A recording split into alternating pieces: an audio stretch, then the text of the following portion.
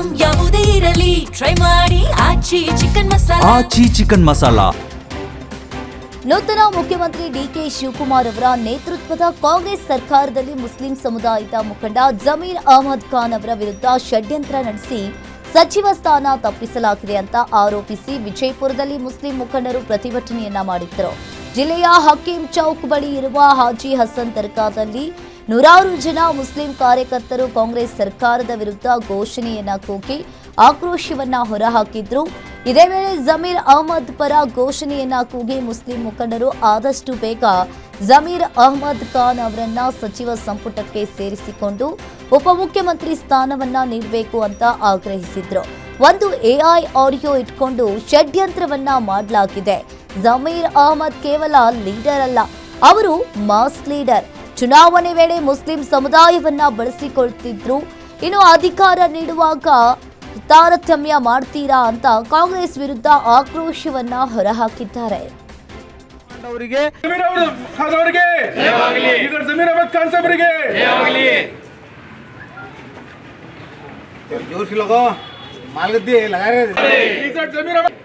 जमीर अहमद जिंदाबाद जमीर अहमद जिंदाबाद जमीर अहमद जिंदाबाद जमीर अहमद जिंदाबाद ಹಾಕ್ರಿ ಸ್ವಲ್ಪ ಹಾಕ್ರಿ ಸರ್, ಹಂಗೆ ಕಂಟಿನ್ಯೂ ಹಾಕ್ರಿ. ಕಂಟಿನ್ಯೂ ಚಾಲೂ ಬೇಕಂದ್ರೆ ಸ್ಲೋಗನ್ ಬಾಗಿ ಸರ್ ಸಿಗಲೇಬೇಕು, ಮಂತ್ರಿ ಸ್ಥಾನ ಸಿಗಲೇಬೇಕು. ಬಿಜೆಡ್ ಜಮೀರ್ ಅಹಮದ್ ಖಾನ್ ಅವರಿಗೆ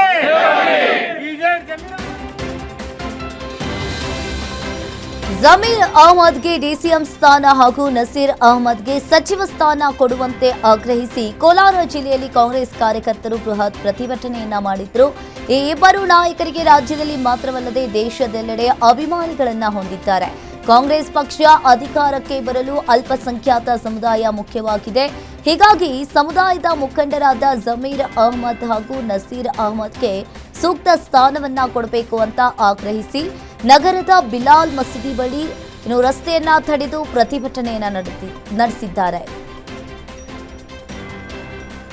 ಜಮೀರ್ ಅಹಮದ್ ಖಾನ್ ಅವರನ್ನ ಡಿಸಿಎಂ ಆಗಿ ಮಾಡುವಂತೆ ಮುಸ್ಲಿಂ ಸಮುದಾಯ ಆಗ್ರಹಿಸಿದೆ. ನಗರದ ಮಸ್ತಾನ್ ದರ್ಗಾದಲ್ಲಿ ವಿಶೇಷವಾಗಿ ಪ್ರಾರ್ಥನೆಯನ್ನ ಸಲ್ಲಿಸಿದ ಮುಖ್ಯಸ್ಥ ಜಮೀರ್ ಅಹಮದ್ ಖಾನ್ ಅವರಿಗೆ ಸೂಕ್ತ ಸ್ಥಾನಮಾನವನ್ನ ನೀಡುವಂತೆ ಕಾಂಗ್ರೆಸ್ ಹೈಕಮಾಂಡ್ಗೆ ಮನವಿಯನ್ನ ಮಾಡಿದ್ದಾರೆ. ಇನ್ನು ಓಟ್ ಹಾಕಲು ಮುಸ್ಲಿಂ ಬೇಕು, ಸ್ಥಾನಮಾನವನ್ನ ನೀಡಲು ಮುಸ್ಲಿಂ ಬೇಕಲ್ವಾ ಅಂತ ಪ್ರಶ್ನೆ ಮಾಡಿದ್ದಾರೆ. ಜಮೀರ್ ಅಹಮದ್ ಖಾನ್ ಅವರಿಗೆ ಡಿಸಿಎಂ ಸ್ಥಾನವನ್ನ ನೀಡಿದ್ರೆ 2028ರ ವಿಧಾನಸಭೆ ಚುನಾವಣೆಯಲ್ಲಿ ತಕ್ಕ ಪಾಠವನ್ನ ಕಲಿಸಲಾಗುವುದು ಅಂತ ಎಚ್ಚರಿಕೆಯನ್ನ ನೀಡಿದ್ದಾರೆ. ಸಚಿವ ಸಂಪುಟ ರಚನೆ ಹಾಗೂ ಖಾತೆ ಹಂಚಿಕೆಯ ಬೆನ್ನಲ್ಲೇ ಸಚಿವ ರಾಮಲಿಂಗಾರೆಡ್ಡಿ ತಮ್ಮ ಸ್ಥಾನಕ್ಕೆ ರಾಜೀನಾಮೆಯನ್ನ ನೀಡುವುದಾಗಿ ಕೊಟ್ಟಿದ್ದು, ಇದರ ನಡುವೆಯೂ ಕೂಡ ಸಿಎಂ ಡಿಕೆ ಶಿವಕುಮಾರ್ ದೇವಸ್ಥಾನಕ್ಕೆ ಭೇಟಿ ನೀಡಿದ್ದಾರೆ. ಸಿಎಂ ಆಗುವ ಮೊದಲು ಹರಕೆಯನ್ನ ಹೊತ್ತುಕೊಂಡಿದ್ದ ಡಿಕೆ ಶಿವಕುಮಾರ್ ಬೆಂಗಳೂರಿನ ಗಾಂಧಿನಗರದಲ್ಲಿರುವ ಅಣ್ಣಮ್ಮ ದೇವಸ್ಥಾನಕ್ಕೆ ಅಣ್ಣಮ್ಮ ದೇವಿಗೆ ಕಾಣಿಕೆ ಹಾಗೂ ಹರಕೆಯನ್ನ ಅರ್ಪಿಸಿದ್ದಾರೆ. ರಾಮಲಿಂಗಾರೆಡ್ಡಿ ರಾಜೀನಾಮೆ ವಿಚಾರಕ್ಕೆ ಶಾಸಕಿ ಲಕ್ಷ್ಮೀ ಹೆಬ್ಬಾಳ್ಕರ್ ಪ್ರತಿಕ್ರಿಯಿಸಿದ್ದಾರೆ. ಬೆಂಗಳೂರಿನಲ್ಲಿ ಮಾತನಾಡಿದ ಅವರು, ಇದು ಪ್ರಜಾಪ್ರಭುತ್ವ. ಸಿಎಂ ಸ್ಟೇಟ್ಮೆಂಟ್ ನೋಡಿದ್ದೀವಿ, ಸಮಸ್ಯೆ ಬಗೆಹರಿಸುವ ಪ್ರಯತ್ನ ಆಗುತ್ತೆ. ಡಿಕೆ ಶಿವಕುಮಾರ್ ಅವರು ಕೂಡ ಸೀನಿಯರ್ ಅಲ್ಪ, ಸಿಎಂ ಚರ್ಚೆ ಮಾಡಿ ನಿರ್ಧಾರವನ್ನ ತಗೋತಾರೆ ಅಂತ ಹೇಳಿದ್ದಾರೆ. ಪ್ರಜಾಪ್ರಭುತ್ವ ಅವರವರ ಇದನ್ನ ಅವ್ರು ವ್ಯಕ್ತಪಡಿಸ್ತಾ ಇದ್ದಾರೆ. ಮುಖ್ಯಮಂತ್ರಿಗಳ ಸ್ಟೇಟ್ಮೆಂಟ್ ಅನ್ನು ಕೂಡ ನಾನು ಮಾಧ್ಯಮದಲ್ಲಿ ನೋಡಿದ್ದೀನಿ. ಅವ್ರ ಜೊತೆ ಕೂತ್ಕೊಂಡು ಚರ್ಚೆ ಮಾಡಿ ಇದನ್ನ ಬಗೆಹರಿಸ್ತಾರೆ. ಖಂಡಿತವಾಗ್ಲೂ ಸುಗಮವಾಗಿ. ಹೊಸತನ ಅಲ್ವಾ, ಹೊಸ ಸರ್ಕಾರ ಬಂದಿದೆ, ಹೊಸ ಮುಖ್ಯಮಂತ್ರಿ ಆಗಿದ್ದಾರೆ. ಸೊ 1-2-3 ದಿನದಲ್ಲಿ ಎಲ್ಲ ಸೆಟ್ಲ್ ಆಗುತ್ತೆ. ಡಿಕೆ ಶಿವಕುಮಾರ್ ಅವರಿಗೆ ಸೀನಿಯರ್ ಸವಾಲಾಗಿದ್ದಾರೆ ಅಂತ? ಖಂಡಿತ ಇಲ್ಲ, ಎಲ್ಲ ಅವರು ಕೂಡ ಸೀನಿಯರ್ ಅಲ್ವಾ, ಅವ್ರಿಗಿಂತ ಸೀನಿಯರ್ಗಳ ಸವಾಲಾಗಿರೋದು ಯಾರು ಸವಾಲಿಲ್ಲ. ಇಲ್ಲಿ collective leadership. D K Shivakumar ಅವರು ಸಂಘಟನಾ ಚತುರರು. ಇದನ್ನ ಎಲ್ಲ ಜೀವನದಲ್ಲಿ ಸುಮಾರು ನೋಡ್ಕೊಂಡು ಬಂದನೇ ಈ ಸ್ಥಿತಿನೆಲ್ಲ ಕೂತಿದ್ದಾರೆ. ಆದಷ್ಟು ಶೀಘ್ರದಲ್ಲಿ ಎಲ್ಲರನ್ನ ಮಾತಾಡಿಸಿ ಎಲ್ಲರನ್ನ ಜೊತೆಯಲ್ಲಿ ಕರ್ಕೊಂಡು ಹೋಗುವಂತ ಕೆಲಸ ಮಾಡ್ತಾರೆ. ಸಚಿವ ಸ್ಥಾನಕ್ಕೆ ರಾಮಲಿಂಗಾರೆಡ್ಡಿ ರಾಜೀನಾಮೆ ವಿಚಾರವಾಗಿ ಕೆಪಿಸಿಸಿ ಅಧ್ಯಕ್ಷ ಬಿಕೆ ಹರಿಪ್ರಸಾದ್ ಪ್ರತಿಕ್ರಿಯೆಯನ್ನ ಕೊಟ್ಟಿದ್ದಾರೆ. ರಾಮಲಿಂಗಾರೆಡ್ಡಿ ಕಾಂಗ್ರೆಸ್ ಪಕ್ಷದ ಹಿರಿಯ ನಾಯಕರು ರಾಮಲಿಂಗಾರೆಡ್ಡಿ ಜೊತೆ ಮಾತನಾಡ್ತೇವೆ, ತೊಂದರೆ ಇಲ್ಲ. ಕೆಲ ಸಂದರ್ಭಗಳಲ್ಲಿ ಈ ರೀತಿಯೆಲ್ಲ ಆಗುವುದು ಸಾಮಾನ್ಯ. ರಾಜಕಾರಣದಲ್ಲಿ ಇವೆಲ್ಲ ನಡೀತಾ ಇರುತ್ತೆ. ಪಕ್ಷಕ್ಕೆ ತೊಂದರೆ ಆಗುವಂತಹ ಕೆಲಸವನ್ನ ಅವರು ಮಾಡಲ್ಲ, ಎಲ್ಲವನ್ನ ಸರಿ ಮಾಡ್ತೀವಿ ಅಂತ ಹೇಳಿದ್ರು. ಹಲಸಿನ ಹಣ್ಣು ಕೀಳಲು ಮರ ಹತ್ತಿದ್ದ ವಿದ್ಯಾರ್ಥಿಯೊಬ್ಬರು ಕೆಳಗೆ ಬಿದ್ದು ಸಾವನ್ನಪ್ಪಿರುವ ಘಟನೆ ಬೆಂಗಳೂರಿನ ಜಿಕೆವಿಕೆ ಆವರಣದಲ್ಲಿ ನಡೆದಿದೆ. ಆಕಾಶ್ ಮೃತ ದುರ್ದೈವಿಯಾಗಿದ್ದಾನೆ. ಆಕಾಶ್ ಜಿಕೆವಿಕೆಯಲ್ಲಿ ಎಂಎಸ್ಸಿ ಅಗ್ರಿಕಲ್ಚರ್ ವ್ಯಾಸಂಗವನ್ನ ಮಾಡ್ತಾ ಇದ್ರು. ನಿನ್ನೆ ರಾತ್ರಿ 12ರಿಂದ 1 ಗಂಟೆಯ ಸಮಯದಲ್ಲಿ ಈ ಘಟನೆ ನಡೆದಿದೆ. ಮಾಹಿತಿಯ ಪ್ರಕಾರ ಹಲಸಿನ ಹಣ್ಣು ಕೀಳುವ ಉದ್ದೇಶದಿಂದ ಆಕಾಶ್ ಮರ ಹತ್ತಿದ್ರು. ಇದೇ ವೇಳೆ ಆಯತಪ್ಪಿ ಕೆಳಗೆ ಬಿದ್ದು ಗಂಭೀರವಾಗಿ ಗಾಯವಾಗಿದ್ದಾನೆ. ಈ ಘಟನೆ ತಿಳಿದ ತಕ್ಷಣ ಸ್ನೇಹಿತರು ಅವರನ್ನ ಆಸ್ಪತ್ರೆಗೆ ದಾಖಲಿಸಿದ್ರು. ಆದರೆ ಚಿಕಿತ್ಸೆ ಫಲಕಾರಿಯಾಗದೆ ಆಕಾಶ್ ಮೃತಪಟ್ಟಿದ್ದಾನೆ. ಈ ಘಟನಾ ಸ್ಥಳಕ್ಕೆ ಯಲಹಂಕ ಪೊಲೀಸರು ಭೇಟಿ ನೀಡಿ ಪರಿಶೀಲನೆಯನ್ನ ನಡೆಸಿದ್ದಾರೆ.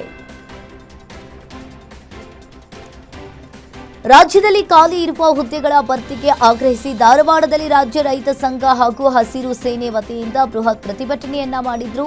ಸರ್ಕಾರ ಹಲವು ವರ್ಷಗಳಿಂದ ಖಾಲಿ ಇರುವ ಹುದ್ದೆಗಳ ಭರ್ತಿ ಮಾಡ್ತಿಲ್ಲ. ಹೀಗಾಗಿ ಸರ್ಕಾರಿ ಹುದ್ದೆ ಕನಸು ಕಂಡ ವಿದ್ಯಾರ್ಥಿಗಳ ಬದುಕು ಅತಂತ್ರವಾಗಿದೆ ಅಂತ ಆಕ್ರೋಶವನ್ನ ಹೊರಹಾಕಿದ್ದಾರೆ.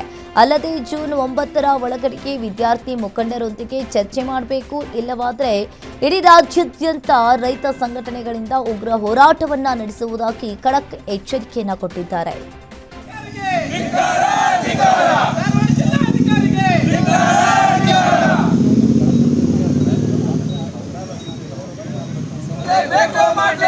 ಈ ಕೂಡಲೇ ನೇಮಕಾತಿ ಮಾಡಲೇಬೇಕು.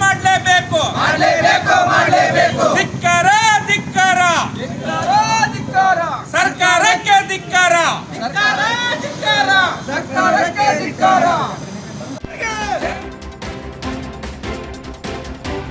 ಬೆಂಗಳೂರಿನ ಸುಧಾಮ್ನಗರ ಪ್ರದೇಶದಲ್ಲಿರುವ ಗೋದಾಮವೊಂದರಲ್ಲಿ ಅಗ್ನಿ ಅವಘಡ ಸಂಭವಿಸಿದ್ದು ಸ್ಥಳದಲ್ಲಿ ಆತಂಕದ ವಾತಾವರಣ ನಿರ್ಮಾಣವಾಗಿದೆ.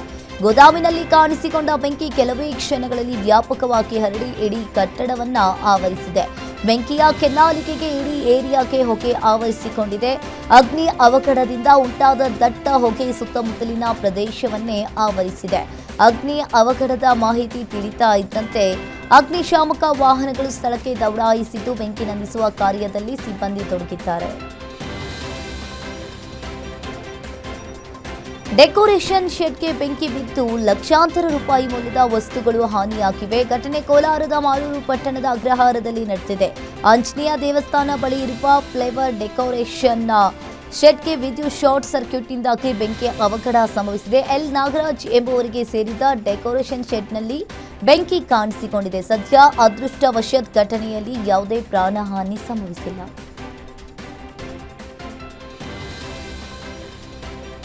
ರಾಜ್ಯಾದ್ಯಂತ ಬೀದಿ ನಾಯಿಗಳ ಹಾವಳಿ ಹೆಚ್ಚಾಗಿದ್ದು ಬಾಗಲಕೋಟೆ ಜಿಲ್ಲೆಯಲ್ಲಿ ಬೀದಿ ನಾಯಿಗಳ ಹಾವಳಿಗೆ ಬ್ರೇಕ್ ಹಾಕಲು ನಗರಸಭೆ ಅಧಿಕಾರಿಗಳು ಮುಂದಾಗಿದ್ದಾರೆ. ಜಿಲ್ಲೆಯ ವಿದ್ಯಾನಗರ, ನವನಗರ ಸೇರಿದಂತೆ ಹಲವೆಡೆ ಎಡಿಸಿ ಡಾಗ್ ಕ್ಯಾಚ್ ತಂಡದಿಂದ 10 ತಂಡಗಳಾಗಿ ಬೀದಿ ನಾಯಿಗಳು ಭೇಟಿ ನೀಡಿದ್ದಾರೆ. ಚಿಕ್ಕಬಳ್ಳಾಪುರದಲ್ಲಿ ಕೆಐಎಡಿಬಿ ವಿರುದ್ಧ ರೈತರು ಆಕ್ರೋಶ ಭುಗಿಲೆದ್ದಿದೆ. ರೈತ ಸಂಘಟನೆಯ ಬೃಹತ್ ಬೈಕ್ ರ್ಯಾಲಿಗೆ ಪೊಲೀಸರಿಂದ ಬ್ರೇಕ್ ಬಿದ್ದಿದೆ. 1000ಕ್ಕೂ ಅಧಿಕ ಬೈಕ್ಗಳ ಮೂಲಕ ವಿಧಾನಸೌಧ ಮುತ್ತಿಗೆಗೆ ಹೊರಟಿದ್ದ ಅನ್ನದಾತರನ್ನ ಪೊಲೀಸರು ಇಲ್ಲಿ ತಡೆ ಹಿಡಿದಿದ್ದಾರೆ.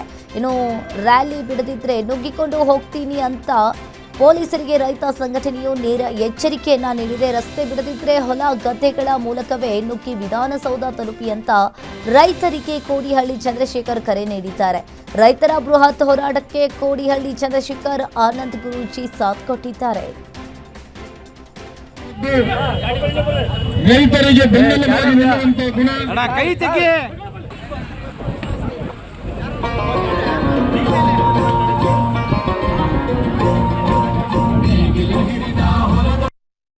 ಯಾವುದು ಸೌಂಡ್ ಇಲ್ವಾ? ಕರ್ನಾಟಕ ರಾಜ್ಯ ರೈತ ಸಂಘಕ್ಕೆ, ರೈತ ವಿರೋಧಿ ಸರ್ಕಾರಕ್ಕೆ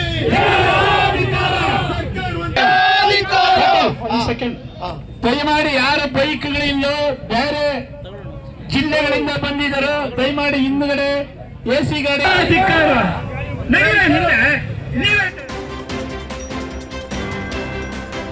ಭೂಸ್ವಾಧೀನಕ್ಕೆ ಸಂಬಂಧಿಸಿದ ಪರಿಹಾರ ಹಣವನ್ನ ಸಮಯಕ್ಕೆ ಸರಿಯಾಗಿ ನೀಡಿದ ಬಾಗಲಕೋಟೆ ಉಪವಿಭಾಗಾಧಿಕಾರಿ ಸಂತೋಷ್ ಜಗಳಾಸಾರ್ ಅವರ ಬಂಧನಕ್ಕೆ ನ್ಯಾಯಾಲಯವು ಆದೇಶವನ್ನ ನೀಡಿದೆ.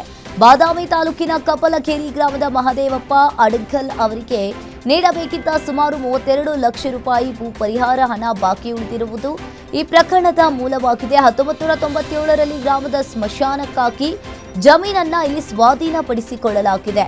ಅದಕ್ಕೆ ಸಂಬಂಧಿಸಿದ ಪರಿಹಾರ ಮೊತ್ತವನ್ನ ಪಾವತಿಸಲಾಗಿದೆ, ವಿಳಂಬವಾಗಿದೆ ಅಂತ ಆರೋಪಿಸಲಾಗಿದೆ. ಚಿರತೆ ದಾಳಿಗೆ ಎಮ್ಮೆ ಬಲಿಯಾಗಿದೆ. ಘಟನೆಯು ಮಂಡ್ಯದ ಕೆಆರ್ಪೇಟೆ ತಾಲೂಕು ಮಾಕವಳ್ಳಿ ಗ್ರಾಮದಲ್ಲಿ ನಡೆದಿದೆ. ತಡರಾತ್ರಿ ಕೊಟ್ಟಿಗೆಗೆ ನುಗ್ಗಿದ ಮೇಲೆ ದಾಳಿ ಮಾಡಿ ಚಿರತೆ ಎಳೆದೊಯ್ದಿದೆ. ಇನ್ನು ಚಿರತೆಯು ಎಮ್ಮೆಯ ದೇಹ ಅರ್ಧ ಭಾಗ ತಿಂದು ಉಳಿದ ಭಾಗ ಬಿಟ್ಟು ಹೋಗಿದೆ. ರೈತರ ಜಾನುವಾರುಗಳ ಮೇಲೆ ಚಿರತೆ ನಿರಂತರವಾಗಿ ದಾಳಿ ಮಾಡ್ತಾ ಇತ್ತು. ರೈತರು ಸೂಕ್ತ ಪರಿಹಾರಕ್ಕೆ ಮನವಿ ಮಾಡಿದ್ದಾರೆ. ಧರ್ಮಸ್ಥಳ ಚಾರ್ಮಾಡಿ ಘಾಟ್ ಬೇಲೂರು ಮಾರ್ಗದಲ್ಲಿ ಸಂಚರಿಸ್ತಾ ಇದ್ದ ಚಿಕ್ಕಮಗಳೂರು ಡಿಪೋಗೆ ಸೇರಿದ ಬಸ್ ಉಜಿರೆಯ ನಿಗದಿತ ನಿಲ್ದಾಣದಲ್ಲಿ ನಿಲ್ಲಿಸಿದ ಹಿನ್ನೆಲೆಯಲ್ಲಿ ಪ್ರಯಾಣಿಕರು ಆಕ್ರೋಶವನ್ನು ವ್ಯಕ್ತಪಡಿಸಿದ್ದಾರೆ. ಪ್ರಯಾಣಿಕರ ಆರೋಪದಂತೆ ಬಸ್ನಲ್ಲಿ ಖಾಲಿ ಆಸನಗಳಿದ್ದರೂ ಕೂಡ ಚಾಲಕ ಮತ್ತು ನಿರ್ವಾಹಕರು ಉಜಿರೆಯ ನಿಗದಿತ ನಿಲ್ದಾಣದಲ್ಲಿ ಬಸ್ ಅನ್ನ ನಿಲ್ಲಿಸಿಲ್ಲ. ಇದರಿಂದ ಪ್ರಯಾಣಿಕರು ತೊಂದರೆಯನ್ನ ಅನುಭವಿಸಿದ್ದು ಸಂಬಂಧಿತ ಅಧಿಕಾರಿಗಳು ಗಮನಕ್ಕೆ ತಂದಿದ್ದಾರೆ. ಧರ್ಮಸ್ಥಳದಿಂದ ಉಜಿರೆ ಹಾಗೂ ಚಾರ್ಮಾಡಿ ಘಾಟ್ ಮಾರ್ಗವಾಗಿ ಬೇಲೂರಿನತ್ತ ತೆರಳುತ್ತಾ ಇದ್ದ ಬಸ್ನ ಸೇವೆಯ ಕುರಿತು ಪ್ರಯಾಣಿಕರು ಅಸಮಾಧಾನವನ್ನ ವ್ಯಕ್ತಪಡಿಸಿದ್ದು, ಸಾರ್ವಜನಿಕರಿಗೆ ಅನುಕೂಲವಾಗುವಂತೆ ನಿಗದಿತ ನಿಲ್ದಾಣಗಳಲ್ಲಿ ಬಸ್ ಅನ್ನ ನಿಲ್ಲಿಸುವಂತೆ ಸಾರಿಗೆ ಇಲಾಖೆಗೆ ಮನವಿಯನ್ನ ಮಾಡಿದ್ದಾರೆ. ಚಿತ್ರದುರ್ಗದ ಜಾನುಕೊಂಡ ಬಳಿ ಹೃದಯ ವಿದ್ರಾವಕ ಘಟನೆ ನಡೆದಿದೆ. ಅಪರಿಚಿತ ವಾಹನ ಹರಿದು 2 ಕುರಿಗಾಹಿಗಳು ಮತ್ತು 14 ಕುರಿಗಳು ಸ್ಥಳದಲ್ಲಿಯೇ ಸಾವನ್ನಪ್ಪಿವೆ. ಚಳ್ಳಕೆರೆ ತಾಲೂಕಿನ ನನ್ನಿವಾಳ ಗ್ರಾಮದ ಸಣ್ಣ ಬೋರಯ್ಯ ಮತ್ತು ಕಿರಣ್ ಮೃತ ದುರ್ದೈವಿಗಳು. ಹೊಳಲ್ಕೆರೆ ಕಡೆಯಿಂದ ಕುರಿ ಹೊಡೆದುಕೊಂಡು ರಸ್ತೆಯಲ್ಲಿ ಬರ್ತಾ ಇದ್ದ ವೇಳೆ ಹಿಂಬದಿಯಿಂದ ವೇಗವಾಗಿ ಬಂದ ವಾಹನ ಇವರ ಮೇಲೆ ಹರಿದಿದೆ. ಅಪಘಾತದ ರಭಸಕ್ಕೆ 2 ಕುರಿಗಾಯಿಗಳು ಹಾಗೂ 14 ಕುರಿಗಳು ಸ್ಥಳದಲ್ಲಿಯೇ ಮೃತಪಟ್ಟಿವೆ. ವಿಷಯ ತಿಳಿದು ಸ್ಥಳಕ್ಕೆ ಪಿಎಸ್ಐ ಸುರೇಶ್ ಭೇಟಿ ನೀಡಿ ಪರಿಶೀಲನೆಯನ್ನ ನಡೆಸಿದ್ದಾರೆ.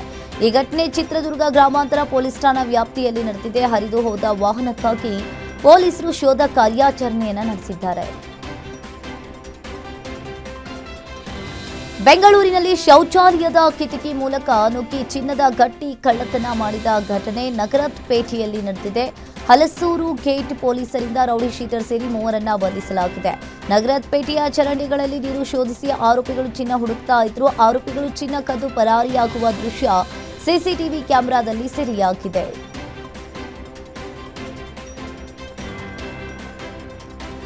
ಕೋರಮಂಗಲದಲ್ಲಿರುವ ಸಚಿವ ರಾಮಲಿಂಗಾರೆಡ್ಡಿ ಕಚೇರಿ ಬಳಿ ಬೆಂಬಲಿಗರು ಹಾಗೂ ಕಾರ್ಯಕರ್ತರು ಪ್ರತಿಭಟನೆಯನ್ನ ನಡೆಸಿದ್ರು. ಬೆಂಗಳೂರು ಅಭಿವೃದ್ಧಿಗೆ ಖಾತೆಯನ್ನ ರಾಮಲಿಂಗಾರೆಡ್ಡಿಯವರಿಗೆ ನೀಡಿರುವುದು ಅನ್ಯಾಯ ಅಂತ ಸರ್ಕಾರದ ನಿರ್ಧಾರದ ವಿರುದ್ಧ ಧಿಕ್ಕಾರವನ್ನ ಕೂಗಿ ಪ್ರೊಟೆಸ್ಟ್ ಮಾಡಿದ್ದಾರೆ. ಇನ್ನು ಬೇಕೇ ಬೇಕು, ನ್ಯಾಯ ಬೇಕು ಅಂತ ಘೋಷಣೆಯನ್ನ ಕೂಗಿ ಕಾರ್ಯಕರ್ತರು ತಮ್ಮ ನಾಯಕನಿಗೆ ಸೂಕ್ತ ಸ್ಥಾನಮಾನ ನೀಡುವಂತೆ ಒತ್ತಾಯಿಸಿದ್ದಾರೆ. ಇದೇ ವೇಳೆ ಹಲವು ಪದಾಧಿಕಾರಿಗಳು ಸಾಮೂಹಿಕ ರಾಜೀನಾಮೆಗೆ ಮುಂದಾಗಿದ್ದು, ಪಕ್ಷದ ಹೈಕಮಾಂಡ್ ತಕ್ಷಣ ಮಧ್ಯಪ್ರವೇಶಿಸಿ ಸಮಸ್ಯೆ ಬಗೆಹರಿಸಬೇಕೆಂದು ಕೋರಿದ್ದಾರೆ. ಚಿಕ್ಕಮಗಳೂರು ಜಿಲ್ಲೆಯ ಬಾಳೆಹೊನ್ನೂರು ಪೊಲೀಸರು ಭರ್ಜರಿಯಾಗಿ ಕಾರ್ಯಾಚರಣೆಯನ್ನು ನಡೆಸಿ ಅಡಿಕೆ ಕಳ್ಳರನ್ನ ಬಂಧಿಸಿದ್ದಾರೆ. ಲಕ್ಷಾಂತರ ರೂಪಾಯಿ ಮೌಲ್ಯದ 7 ಮೂಟೆ ಅಡಿಕೆ ಕಳ್ಳತನ ಮಾಡಿದ್ದ 2 ಆರೋಪಿಗಳನ್ನ ಪೊಲೀಸರು ವಶಕ್ಕೆ ಪಡೆದುಕೊಂಡಿದ್ದಾರೆ. ಹಾದಿಹೋಣಿಯ ಪ್ರಸಾದ್ ಮೂರ್ತಿ ಅವರಿಗೆ ಸೇರಿದ ಅಡಿಕೆಯನ್ನ ಕಳ್ಳತನ ಮಾಡಲಾಗಿತ್ತು. ಈ ಪ್ರಕರಣ ದಾಖಲಿಸಿಕೊಂಡು ತನಿಖೆಯನ್ನು ನಡೆಸಿದ ಬಾಳೆಹೊನ್ನೂರು ಪೊಲೀಸರು ಆರೋಪಿಗಳಾದ ಮಂಜು ಮತ್ತು ಸಂತೋಷ್ ಅವರನ್ನ ಬಂಧಿಸಿದ್ದಾರೆ. ಬಂಧಿತ ಆರೋಪಿಗಳಿಂದ ಕಳ್ಳತನವನ್ನ ಮಾಡಿದ್ದ 7 ಮೂಟೆ ಅಡಿಕೆಯನ್ನ ವಶಪಡಿಸಿಕೊಂಡಿದ್ದಾರೆ. ಭಟ್ಕಳದ ಮೂರಿನ ಕಟ್ಟೆ ಧ್ವಂಸ ಪ್ರಕರಣಕ್ಕೆ ಸಂಬಂಧಿಸಿದಂತೆ ಹಿಂದೂಪರ ಸಂಘಟನೆಗಳಿಂದ ಸ್ವಯಂ ಪ್ರೇರಿತ ಬಂದ್ ಕರೆ ಕೊಟ್ಟಿದ್ದು, ನಗರದಾದ್ಯಂತ ಹೈ ಅಲರ್ಟ್ ಮಾಡಲಾಗಿದೆ. ನಗರದಲ್ಲಿ ಈಗಾಗಲೇ ರ್ಯಾಲಿಗೆ ಸುಮಾರು 5,000ಕ್ಕೂ ಅಧಿಕ ಹಿಂದೂಪರ ಕಾರ್ಯಕರ್ತರು ಸೇರಲಿರುವ ಹಿನ್ನೆಲೆಯಲ್ಲಿ 5 ಕೆಎಸ್ಆರ್ಪಿ, 2 ಡಿಆರ್ ತುಕಡಿ ಹಾಗೂ ಪರೋಪರಿ 900ಕ್ಕೂ ಹೆಚ್ಚು ಮಂದಿ ಪೊಲೀಸರು ನಿಯೋಜನೆ ಮಾಡಲಾಗಿದೆ. ಅಲ್ಲದೆ ಉಡುಪಿ ಭಟ್ಕಳ ಗಡಿಯಲ್ಲಿ ಚೆಕ್ ಪೋಸ್ಟ್ ಸ್ಥಾಪನೆಯನ್ನ ಮಾಡಲಾಗಿದೆ. ಹಾವೇರಿ ಜಿಲ್ಲೆಯಲ್ಲಿ ನಿಧಿಗಾಗಿ ದೇವಸ್ಥಾನವನ್ನೇ ಕಳ್ಳರು ನಾಶ ಮಾಡಿದ್ದಾರೆ. ಸವಣೂರು ತಾಲೂಕಿನ ನದಿ ನೀರಲ್ಗಿ ಗ್ರಾಮದಲ್ಲಿದ್ದ ಪುರಾತನ ಈಶ್ವರ ದೇವಸ್ಥಾನದ ಮೂರ್ತಿ ಭಗ್ನಗೊಳಿಸಿ ಗರ್ಭಗುಡಿಯನ್ನ ಜೆಸಿಬಿಯಿಂದ ನಾಶ ಮಾಡಿದ್ದಾರೆ. ಇನ್ನು ಸ್ಥಳಕ್ಕೆ ಪೊಲೀಸರು ಭೇಟಿ ನೀಡಿ ಪರಿಶೀಲನೆಯನ್ನ ನಡೆಸಿದ್ದಾರೆ. ಈ ಘಟನೆಗೆ ಸಂಬಂಧಪಟ್ಟಂತೆ ಸವಣೂರು ಪೊಲೀಸ್ ಠಾಣಾ ವ್ಯಾಪ್ತಿಯಲ್ಲಿ ಪ್ರಕರಣ ದಾಖಲಾಗಿದೆ. ಲಾರಿಯೊಂದು ಬೈಕ್ಗೆ ಡಿಕ್ಕಿಯಾದ ಪರಿಣಾಮವಾಗಿ ಬೈಕ್ ಸವಾರ ಸ್ಥಳದಲ್ಲಿಯೇ ಸಾವನ್ನಪ್ಪಿರುವ ಘಟನೆ ಬಳ್ಳಾರಿಯ ಮೋತಿ ವೃತ್ತದ ಬಳಿ ನಡೆದಿದೆ. ರೈಲ್ವೆ ನಿಲ್ದಾಣದ ರಸ್ತೆ ಮೂಲಕ ಬರ್ತಾ ಇದ್ದ ಲಾರಿಗೆ ಜೈನ್ ಮಾರ್ಕೆಟ್ ರಸ್ತೆ ಮೂಲಕ ಬರ್ತಾ ಇದ್ದ ಬೈಕ್ಗೆ ಡಿಕ್ಕಿಯಾಗಿದೆ. ಡಿಕ್ಕಿಯ ರಭಸಕ್ಕೆ ಲಾರಿ ಅಡಿಗೆ ಸಿಲುಕಿದ ಯುವಕ ಸ್ಥಳದಲ್ಲಿಯೇ ಸಾವನ್ನಪ್ಪಿದ್ದಾನೆ. ಮೃತ ಯುವಕನನ್ನ ಜೋಳದ ರಾಶಿ ವೀರೇಶ್ ಅಂತ ಗುರುತಿಸಲಾಗಿದೆ. ಕೂಡಲೇ ಸ್ಥಳೀಯರು ಮತ್ತು ಪೊಲೀಸರು ಮಿಮ್ಸ್ ಆಸ್ಪತ್ರೆಗೆ ಈಗಾಗಲೇ ಆತನನ್ನ ಕರೆದೊಯ್ಯುವ ಮಾರ್ಗ ಮಧ್ಯೆ ಸಾವನ್ನಪ್ಪಿದ್ದಾನೆ. ಈ ಘಟನೆಗೆ ಸಂಬಂಧಪಟ್ಟಂತೆ ಟ್ರಾಫಿಕ್ ಠಾಣೆಯಲ್ಲಿ ಈ ಪ್ರಕರಣ ದಾಖಲಾಗಿದೆ. ಬಾಗಲಕೋಟೆ ತಾಲೂಕಿನ ಕಲಾದಕಿ ಗ್ರಾಮದ ಸಮೀಪದ ಘಟಪ್ರಭಾ ನದಿಯಲ್ಲಿ ಅಪರಿಚಿತ ಶವವೊಂದು ಪತ್ತೆಯಾಗಿದೆ. ಸುಮಾರು 30 ವರ್ಷ ವಯಸ್ಸಿನ ಪುರುಷನ ಶವ ಕೊಳೆತ ಸ್ಥಿತಿಯಲ್ಲಿ ನದಿಯಲ್ಲಿ ತೇಲ್ತಾ ಇರುವುದನ್ನು ಸ್ಥಳೀಯರು ನೋಡಿದ್ದಾರೆ. ವಿಷಯ ತಿಳಿದು ಸ್ಥಳಕ್ಕೆ ಕಲಾದಕಿ ಪೊಲೀಸರು ಭೇಟಿ ನೀಡಿ ಪರಿಶೀಲನೆಯನ್ನ ನಡೆಸಿದ್ದಾರೆ. ಮೃತ ವ್ಯಕ್ತಿಯ ಬಗ್ಗೆ ಯಾವುದೇ ಮಾಹಿತಿ ಲಭ್ಯವಾಗಿಲ್ಲ. ಶವ ಕೊಳೆತ ಸ್ಥಿತಿಯಲ್ಲಿರುವುದರಿಂದ ಗುರುತು ಪತ್ತೆ ಹಚ್ಚುವುದು ಕಷ್ಟವಾಗಿದೆ. ಮರಣೋತ್ತರ ಪರೀಕ್ಷೆಗಾಗಿ ಶವವನ್ನ ಆಸ್ಪತ್ರೆಗೆ ರವಾನಿಸಲಾಗಿದೆ. ಇದು ಆತ್ಮಹತ್ಯೆಯೋ ಅಥವಾ ಕೊಲೆಯೋ ಅಥವಾ ಆಕಸ್ಮಿಕ ಸಾವು ಎಂಬ ಬಗ್ಗೆ ಪೊಲೀಸರು ತನಿಖೆಯನ್ನ ಆರಂಭಿಸಿದ್ದಾರೆ. ಕಲಾದಗಿ ಪೊಲೀಸ್ ಠಾಣಾ ವ್ಯಾಪ್ತಿಯಲ್ಲಿ ಪ್ರಕರಣ ದಾಖಲಾಗಿದ್ದು ಮೃತನ ಗುರುತು ಪತ್ತೆಗೆ ಪೊಲೀಸರು ಮುಂದಾಗಿದ್ದಾರೆ. ಹಾಸನ ಜಿಲ್ಲೆಯ ಹೊಳೆನರಸೀಪುರ ತಾಲೂಕಿನ ಅಂಕವಳ್ಳಿ ಗ್ರಾಮದಲ್ಲಿ ಚಿರತೆ ದಾಳಿಗೆ 2 ರೈತರು ಗಂಭೀರವಾಗಿ ಗಾಯಗೊಂಡಿದ್ದಾರೆ. ಗ್ರಾಮದ ರೈತರಾದ ನವೀನ್ ಮತ್ತು ನಾಗರಾಜ್ ಮೇಲೆ ಚಿರತೆ ಏಕಾಏಕಿ ದಾಳಿ ನಡೆಸಿದೆ. ಬೆಳಗ್ಗೆ ಜಮೀನಿನಲ್ಲಿ ಕೆಲಸಕ್ಕೆ ತೆರಳಿದ್ದ ವೇಳೆ ಚಿರತೆ ದಾಳಿಯನ್ನ ಮಾಡಿದೆ. ಗಂಭೀರವಾಗಿ ಗಾಯಗೊಂಡ ಇವರನ್ನ ತಾಲೂಕು ಆಸ್ಪತ್ರೆಗೆ ದಾಖಲಿಸಿ ಚಿಕಿತ್ಸೆಯನ್ನ ನೀಡಲಾಗ್ತಾ ಇದೆ. ಗ್ರಾಮದಲ್ಲಿ ಚಿರತೆ ಓಡಾಡ್ತಾ ಇರುವ ಬಗ್ಗೆ ಮೊದಲೇ ಮಾಹಿತಿ ನೀಡಿದ್ರು ಕೂಡ ಅರಣ್ಯ ಇಲಾಖೆ ನಿರ್ಲಕ್ಷ್ಯವನ್ನ ವಹಿಸಿದೆ ಅಂತ ಗ್ರಾಮಸ್ಥರು ಇಲ್ಲಿ ಆಕ್ರೋಶವನ್ನ ವ್ಯಕ್ತಪಡಿಸಿದ್ದಾರೆ. ಜಮೀನಿಗೆ ಕೆಲಸಕ್ಕೆ ತೆರಳಲು ಜೀವ ಭಯದ ಆತಂಕ ಇಲ್ಲಿ ಎದುರಾಗಿದೆ ಅಂತ ರೈತರು ಅಳಲು ತೋಡಿಕೊಂಡಿದ್ದಾರೆ. ಕೂಡಲೇ ಚಿರತೆಯನ್ನ ಸೆರೆ ಹಿಡಿಯಬೇಕು ಅಂತ ಗ್ರಾಮಸ್ಥರು ಆಗ್ರಹಿಸಿದ್ದಾರೆ. ಈ ಘಟನೆ ಹೊಳೆನರಸೀಪುರ ಗ್ರಾಮಾಂತರ ಪೊಲೀಸ್ ಠಾಣಾ ವ್ಯಾಪ್ತಿಯಲ್ಲಿ ಈ ಘಟನೆ ನಡೆದಿದೆ. ದಕ್ಷಿಣ ಕನ್ನಡ ಜಿಲ್ಲೆಯಲ್ಲಿ ಮುಂಗಾರು ಅಬ್ಬರಿಸ್ತಾ ಇದೆ. ಮಂಗಳೂರು ನಗರದಲ್ಲಿ ನಿರಂತರವಾಗಿ ಧಾರಾಕಾರವಾಗಿ ಮಳೆ ಸುರಿತಾ ಇದ್ದು ಭಾರೀ ಮಳೆಯಿಂದ ನಗರದ ತಗ್ಗು ಪ್ರದೇಶಗಳಿಗೆ ನೀರು ನುಗ್ಗುವ ಆತಂಕ ಎದುರಾಗಿದೆ. ರಸ್ತೆಗಳಲ್ಲಿ ನೀರು ನಿಂತು ವಾಹನ ಸವಾರರು ಪರದಾಡುವಂತಾಗಿದೆ. ಕರಾವಳಿ ಕರ್ನಾಟಕಕ್ಕೆ ಮುಂಗಾರು ಮಾರುತ ಆಗಮನಕ್ಕೆ ಕ್ಷಣಗಣನೆ ಶುರುವಾಗಿದೆ. ನಿನ್ನೆಯಷ್ಟೇ ಕೇರಳಕ್ಕೆ ಮುಂಗಾರು ಮಾರುತಗಳು ಆಗಮಿಸಿವೆ. ಕೇರಳಕ್ಕೆ ಮಳೆಗಾಲ ಆರಂಭವಾದ 2 ದಿನದಲ್ಲಿ ಕರ್ನಾಟಕದಲ್ಲೂ ಮಳೆಯಾಗುವುದು ವಾಡಿಕೆ. ಅದರಂತೆ ದಕ್ಷಿಣ ಕನ್ನಡ ಜಿಲ್ಲೆಯಲ್ಲಿ ಮುಂಗಾರು ಚುರುಕುಗೊಂಡಿದೆ. ರಾಯಚೂರಿನ ಡಾಕ್ಟರ್ BR ಅಂಬೇಡ್ಕರ್ ಮೆಟ್ರಿಕ್ ನಂತರದ ಹಾಸ್ಟೆಲ್ನಲ್ಲಿ ವಿದ್ಯಾರ್ಥಿಗಳು 3 ದಿನಗಳಿಂದ ಊಟ ನೀರಿಲ್ಲದೆ ಕಂಗಾಲಾಗಿ ಹೋಗಿದ್ದಾರೆ. ಹಸಿವು ತಾಳಲಾರದೆ ವಿದ್ಯಾರ್ಥಿಗಳು ಸಮಾಜ ಕಲ್ಯಾಣ ಇಲಾಖೆ ಎದುರು ಪ್ರತಿಭಟನೆ ನಡೆಸಿದ್ದಾರೆ. ತಮ್ಮ ಹಾಸ್ಟೆಲ್ನಲ್ಲಿ ಊಟವಿಲ್ಲದ ಕಾರಣ ಪಕ್ಕದ ಹಾಸ್ಟೆಲ್ನಲ್ಲಿ ಕೇಳಿ ಪಡೆಯುವ ದುಸ್ಥಿತಿ ಎದುರಾಗಿದ್ದು ಬಿರು ಬಿಸಿಲಿನಲ್ಲಿ ಅನ್ನ ನೀರು ಕೊಡಿ ಅಂತ ಘೋಷಣೆಯನ್ನ ಕೂಗಿ ಆ ವಿದ್ಯಾರ್ಥಿಗಳು ಆಕ್ರೋಶವನ್ನು ವ್ಯಕ್ತಪಡಿಸಿದ್ದಾರೆ.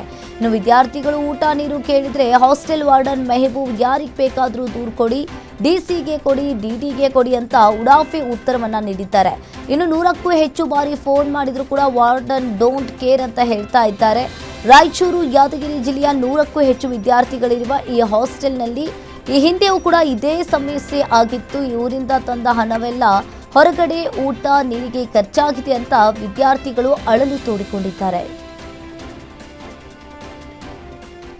ಬೀದರ್ ಜಿಲ್ಲೆಯಲ್ಲಿ ತಹಶೀಲ್ದಾರ್ ಕಮಿಷನ್ ಕಾಟಕ್ಕೆ ಬೇಸತ್ತು ವಿಲೇಜ್ ಅಕೌಂಟೆಂಟ್ ಆತ್ಮಹತ್ಯೆ ಮಾಡಿಕೊಂಡಿದ್ದಾರೆ ಎನ್ನುವ ಗಂಭೀರ ಆರೋಪ ಕೇಳಿಬಂದಿದೆ. ಗ್ರಾಮ ಲೆಕ್ಕಾಧಿಕಾರಿಯಾಗಿದ್ದ ಬಸವ ಕಲ್ಯಾಣ ತಾಲೂಕಿನ ಕಾಮಳೆವಾಡಿ ಗ್ರಾಮದ ಮಹದೇವನನ್ನೇನು ಬಿಗಿದುಕೊಂಡು ಆತ್ಮಹತ್ಯೆ ಮಾಡಿಕೊಂಡಿದ್ದಾರೆ. ಬಸವ ಕಲ್ಯಾಣ ತಹಶೀಲ್ದಾರ್ ದತ್ತಾತ್ರೇಯ ಅವರ ಕಾಟಕ್ಕೆ ಬೇಸತ್ತು ಮೃತಪಟ್ಟಿದ್ದಾರೆ. ತಹಶೀಲ್ದಾರ್ ದತ್ತಾತ್ರೇಯ ಅವರನ್ನ ಅಮಾನತು ಮಾಡುವಂತೆ ಆಗ್ರಹಿಸಿ ಪ್ರತಿಭಟನೆಯನ್ನ ನಡೆಸಿದ್ದಾರೆ. ಈ ಪ್ರತಿಭಟನೆಯಲ್ಲಿ ರಾಜ್ಯದ ಗ್ರಾಮ ಆಡಳಿತ ಅಧಿಕಾರಿಗಳ ಸಂಘದ ರಾಜ್ಯಾಧ್ಯಕ್ಷ ಯೋಗೇಶ್ ನಾಯಕ್ ಭಾಗಿಯಾಗಿದ್ದು ಸ್ಥಳಕ್ಕೆ ಜಿಲ್ಲಾಧಿಕಾರಿಗಳು ಬರೋವರೆಗೂ ಪ್ರತಿಭಟನೆ ಕೈ ಬಿಡೋದಿಲ್ಲ ಅಂತ ಎಚ್ಚರಿಕೆಯನ್ನ ಕೊಟ್ಟಿದ್ದಾರೆ. ಮಂಗಳೂರು ಹೊರವಲಯದ ಪದವಿನಂಗಡಿಯಲ್ಲಿ ದಾರುಣ ಘಟನೆ ನಡೆದಿದೆ. ಕಟ್ಟಡವೊಂದರಲ್ಲಿ ವೆಲ್ಡಿಂಗ್ ಕೆಲಸವನ್ನ ಮಾಡುವಾಗ ಆಯತಪ್ಪಿ 4ನೇ ಮಹಡಿಯಿಂದ ಕೆಳಗೆ ಬಿದ್ದು ರಾಷ್ಟ್ರಮಟ್ಟದ ಪವರ್ ಲಿಫ್ಟರ್ ಸಂತೋಷ್ ಪೂಜಾರಿ ಸಾವನ್ನಪ್ಪಿದ್ದಾರೆ.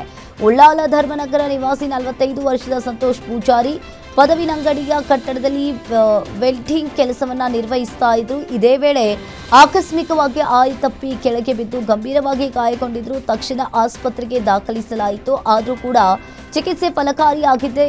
ಸಂತೋಷ್ ಕೊನೆ ಉಸಿರೆಳೆದಿದ್ದಾರೆ. ರಾಷ್ಟ್ರಮಟ್ಟದಲ್ಲಿ ಹೆಸರು ಮಾಡಿದ ಪವರ್ ಲಿಫ್ಟರ್ ಸಂತೋಷ್ ಅವರ ಅಕಾಲಿಕ ಸಾವು ಕುಟುಂಬಸ್ಥರನ್ನ ಶೋಕ ಸಾಗರದಲ್ಲಿ ಮುಳುಗಿಸಿದೆ. ಈ ಘಟನಾ ಸ್ಥಳಕ್ಕೆ ಈಗಾಗಲೇ ಪೊಲೀಸರು ಕೂಡ ಭೇಟಿ ನೀಡಿ ಪರಿಶೀಲನೆಯನ್ನು ನಡೆಸಿದ್ದಾರೆ. ರಸಗೊಬ್ಬರ ಯೂರಿಯಾ ಖರೀದಿಗೆ ಬಂದ ರೈತನ ಮೇಲೆ ಆಗ್ರೋ ಏಜೆನ್ಸಿ ಮಾಲೀಕ ಹಲ್ಲೆ ನಡೆಸಿದ ಆರೋಪ ಕೇಳಿಬಂದಿದೆ. ಕಲಬುರಗಿ ಜಿಲ್ಲೆಯ ಅಫಜಲ್ಪುರ ಮಟ್ಟದಲ್ಲಿ ಈಗಾಗಲೇ ಗೊಲ್ಲಾಳೇಶ್ವರ ಆಗ್ರೋ ಏಜೆನ್ಸಿ ಮಾಲೀಕ ರೈತರ ಮೇಲೆ ದೌರ್ಜನ್ಯ ನಡೆಸಿದ್ದಾನೆ. ಬಳೂರ್ಗಿ ಗ್ರಾಮದ ರೈತ ದತ್ತು ಪೂಜಾರಿ ಎಂಬ ರೈತನ ಮೇಲೆ ಹಲ್ಲೆ ಆರೋಪ ಕೇಳಿಬಂದಿದೆ. ಪಿತ್ತನ್ ರಸಗೊಬ್ಬರ ಹಾಗೂ ಯೂರಿಯಾ ಖರೀದಿಗೆ ರೈತ ದತ್ತು ಪೂಜಾರಿ ಬಂದಿದ್ರು. ಇನ್ನು ಈಗಾಗಲೇ ರಸಗೊಬ್ಬರಕ್ಕೆ ಹೆಚ್ಚಿನ ಹಣ ಪಡೆಯುತ್ತಾ ಇರುವುದನ್ನು ಪ್ರಶ್ನೆ ಮಾಡಿದ್ದಕ್ಕೆ ಆಗ್ರೋ ಏಜೆನ್ಸಿ ಮಾಲೀಕನ ದರ್ಪ ತೋರಿ ಹಲ್ಲೆ ನಡೆಸಿದ್ದಾರೆ. ಗೊಲ್ಲಾಳೇಶ್ವರ ಆಗ್ರೋ ಏಜೆನ್ಸಿ ಲೈಸೆನ್ಸ್ ರದ್ದು ಮಾಡುವಂತೆ ರೈತರು ಒತ್ತಾಯಿಸಿದ್ದಾರೆ. ಸಂಚಿತ್ ಸಂಜೀವ್ ಅಭಿನಯ ಮ್ಯಾಂಗೋ ಪಚ್ಚ ಸಿನಿಮಾಗೆ ಗ್ರ್ಯಾಂಡ್ ವೆಲ್ಕಮ್ ಸಿಕ್ಕಿದೆ. ಕಿಚ್ಚ ಸುದೀಪ್ ಪತ್ನಿ ಪ್ರಿಯಾ ಅಳಿಯ ಸಂಚಿತ್ ಮ್ಯಾಂಗೋ ಪಚ್ಚ ಸಿನಿಮಾ ನೋಡಿ ಮೆಚ್ಚುಗೆಯನ್ನ ವ್ಯಕ್ತಪಡಿಸಿದ್ರು. ಸಂಚಿತ್ ತುಂಬಾ ಶ್ರಮ ಪಟ್ಟಿದ್ದಾನೆ. ಸಿಂಹದ ಮರಿ ಏನು ಬೇಕಾದರೂ ಕರಿಬಹುದು ಅವನನ್ನ. ಸಂಚಿತ್ ಆಕ್ಟಿಂಗ್ನಲ್ಲಿ ಸುದೀಪ್ ಕಾಣಲಿಲ್ಲ. ಪಚ್ಚ ಕಂಡ ಅದೇ ಗೆಲುವು. ಎಲ್ಲೂ ಲ್ಯಾಗ್ ಅನ್ಸಿಲ್ಲ. ನನಗೆ ಕಿಚ್ಚ ಪಚ್ಚ ಇಬ್ರು ಡೇಟ್ಸ್ ಕೊಟ್ರೆ ಪ್ರೊಡ್ಯೂಸ್ ಮಾಡ್ತೀನಿ ಅಂತ ಹೇಳಿದ್ರು.